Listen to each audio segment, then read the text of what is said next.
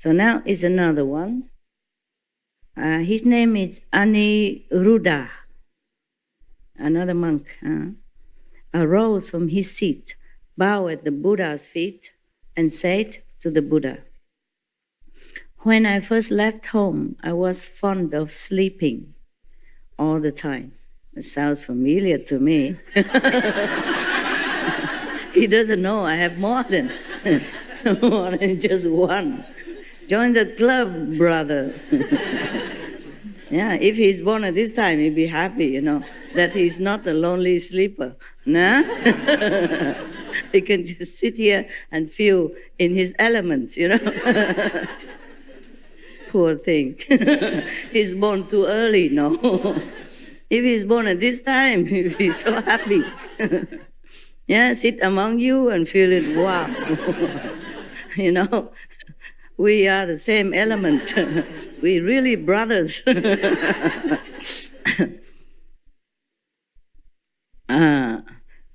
third-come one scolded me. Well, I didn't. At least the Buddha is more strict. You see that? So if you blame me for being too strict, well, I'm only the disciples of the Buddha in strictness. Yeah. The third-come one scolded me and said, "I was no better than an animal, oh God." The Buddha is really, really stern, And I thought the Buddha never scold anybody. Well, he did actually. He did scold. The sutra I read, he did scold his son. Yeah. His son was as children, he was so young, little boy. And he said his young stomach cannot bear one meal a day. And he said that he is meditating too long, he cannot bear, etc., etc. The Buddha scolded him. Say that, you see this, I remember something like, you are the son of the Buddha, and it's like something worthwhile, yeah? But if you see the basin that I used to wash my feet with, can people use the feet washing basin to eat or to put something more valuable in it? So the Buddha meant that if he is not trying hard, he will be just like a useless, common, not much worth utensil. Something like that. But here he says you're like an animal. Ooh. Wow. I didn't know the Buddha can be so strict. I forgot this.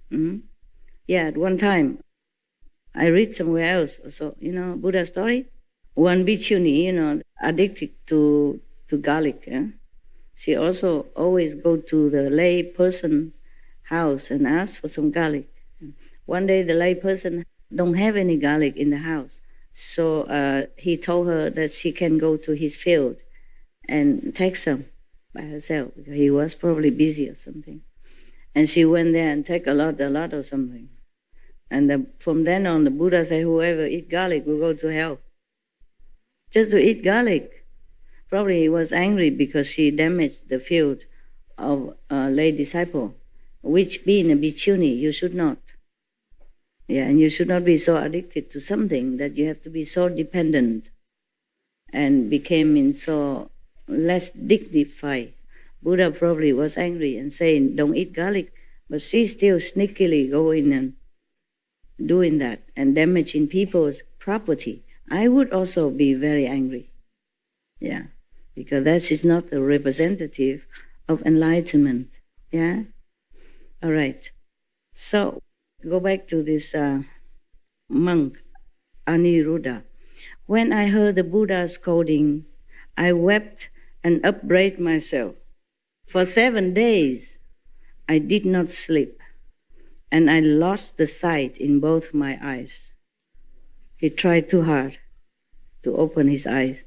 Probably maybe put a toothpick or something to keep it open or in front of the light so that he don't sleep. Yeah. This go to extreme, typical disciple. Right? When I say I want a banana, they bring me every day a lot. Even the whole village cannot finish it. Yeah. And one time they bring me these Vietnamese, they call it chả or something like that. You know, these Vietnamese ham, the whitish color outside green, they wrap with banana, yeah, and it's round like a ham, like this. About this round, or this tall, and they cut into small pieces. And one day they give it to me, some slice. Oh, Good Love loves that. Yes, I give it all to him. I'm not really very fond of anything, not much. Nowadays, not much. So Good Love ate them all. Yum, yum. Next day, I gave double portion. Yesterday, same stuff. And Good Love is not there anymore, so I returned the same portion, the same amount. The dog's not there because when I'm on retreat, I cannot just have them around. I don't have enough time to attend to you and attend to business and paperwork. So no Good Love around, so I return the same. I never told them. Sometimes the Good Love likes something, a lot. And if it's gone, then next day I get a lot. And the next day is next day, Even Good Love fed up. So the Buddha blamed him for sleeping too much. But he didn't say not to sleep, meaning doing things in an appropriate way, no? Yeah, middle way, no? Then he just took it too seriously. 7 days don't sleep until his eyes are blind. Yeah, terrible. Many things like that happen here also. Repentance, good, yeah? Being aware of your own shortcomings, good. But no need to punish yourself when it's not necessary. Huh? Just tell me what the problem is, okay? So now he said that he did not sleep for 7 days and lost the sight in both of his eyes. The World Honor One taught me the Vajra Samadhi of the delightful seeing, which illumines and is bright. Although I had no eyesight, not that I don't have eyes, no eyesight, I could contemplate the 10 directions with true and penetrating clarity, just as if I were looking at a piece of fruit in the palm of my hand. The third come one certified me as having attained a hardship. The Buddha asked about perfect penetration, as I have been certified to it. Returning the seeing back to its source is the foremost method. Meaning, you don't see with the eyes, just like you are doing in meditation. Yes. As I have told you before, one of the Zen masters said, if he knew, the nature of our own primordial, luminous and glorious self, he would be better being blind, deaf, and dumb to begin with. That's what he said. Because we can't use anything. This physical, ephemeral nature of things and the body, we cannot use any of them for enlightenment. So that's why when he has no eyes, he realized after the Buddha taught him how to see inside, then he knows that the seeing source is not from the eyes. The eyes get the seeing from the source, just like the ears get the hearing from the true source. You see, that's why we don't use the ears, but we hear. You see, if you did not practice Kuan Yin method, how would you understand what I'm saying? Anything at all. Yeah. Even you practice Kuan Yin method. I asked you many times. I did not understand. Not to talk about the people who don't. The blind, lead the blind, both fall into the ditch. Yeah, now you know, huh? So hurry up, okay? Yesterday I asked you about the 2 medicine king, remember? And you talked to me about the herbs. I asked about the enlightenment, their awakening. And you said, because the herbs, the smell of the herbs, the different herbs, the mixture of the herbs, all nonsense. Missed the mark 2,000 miles. Just like you miss the magician's hand, he's doing something to distract you while he's doing something else. That's why you don't see where the pigeon come from, or where his handkerchief come from, or where anything else come from. Yeah. Just the quickness of his hand and the distraction skill. Just like this is a joke everybody knows. That before you go and learn medicine, the professor teach you to put your hand in some patient's feces and taste it. Yeah. And he did that. The professor put his hand in the patient's feces and tasted it. And he told every student to do it. They did it, yuck. But he said, you stupid, you should have observed. I put this finger, but I taste this finger. Observation is everything. That's what he said, the professor. You don't know this joke? This is very famous with all the medicine, the school. She said, you should observe, man. Observe. Observation is everything. This finger, but I touch this finger. And they all do the same finger.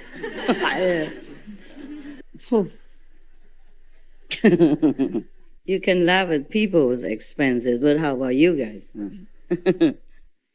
Yeah, we can get easily distracted by some unimportant factors or unimportant movement or some unimportant object, and we do the wrong thing, yeah? And think the wrong thing. All right, so we continue. Yeah, returning the seeing back to its source is the foremost method. But seeing only, yeah? Not yet the Kuan Yin method. Most masters, they don't teach you everything. Or maybe that master only specify in that seeing. Most people nowadays, or most master or Zen teacher, they only do the seeing. Only do the meditation seeing, concentration, or breathe, yeah? Something like that. Or observing the body, something like that. Or observing the natural of the impurity of the body, yeah. And then until you see only skeletons in front of you, something like that, yeah. But very rarely teach Kuan Yin method. Very rarely, yes. Only some like we know, like Sakyamuni Buddha. Those famous masters, all the time up to now, all teach Kuan Yin method. If you read carefully, you see. Even Milarepa also, yes. Milarepa master also teach Kuan Yin method. That's why before the master give him initiation, he know nothing. He just build bricks and houses, and then get scolded every day and beaten up even until bleeding. And the wife of his master, Maba's master, must help him to put some ointments on his back. Yeah, he has such a heavy karma because he killed so many people using magic. Using magic is already a no-no. Using magic to kill the whole village is even the greatest no-no of any time. So his master has to painfully cleanse it that way first before he can be empty, pure enough to receive the great teaching. Nowadays, some masters are very compassionate, just teach you without checking you anything. So if you met such, some Indians master like that, should really appreciate. I'm not talking about me or anything, just in general, okay? General. His master has many disciples, main disciples, who can transmit the Kuan Yin method, like Kuan Yin messenger nowadays. So Milarepa sneakily went to one of his chief disciples who can give initiation and asked for initiation. He faked that the master sent him. So his chief disciple believed that and gave him initiation. Nothing happened. No light, no hearing, nothing. So the chief disciple was wondering, could it be that our master did not allow this? That's why he did not get the experience. So later they found out that he cheated. Get more beaten from master, more house to build. I think it was his wife, the master wife, sent him there. Said, okay, you go there. Yeah, don't get bitten and go there and ask that disciple, say, I say so, or something. Nothing happened. Yeah, his time is not come yet, okay? He's not ready. He's not worthy. At that time, Mahabharata don't teach a lot of people, you understand? Many disciples, but not many as many. Yeah. Not all masters are empowered to teach many disciples. And not all masters came to teach many disciples. And not all masters take enough power with them to teach the large assembly. Some people teach only a few, like Bodhidharma. Yeah. Not like he not powerful, but at that time, he can only use so much power to teach a handful of disciples, 5, and maybe some other sub-disciples. Buddha teach many thousands, yeah, but at that time, he could teach more. He has more power. It's just that communication, transportation is not as good as nowadays. The Buddha has to walk every day. Yeah.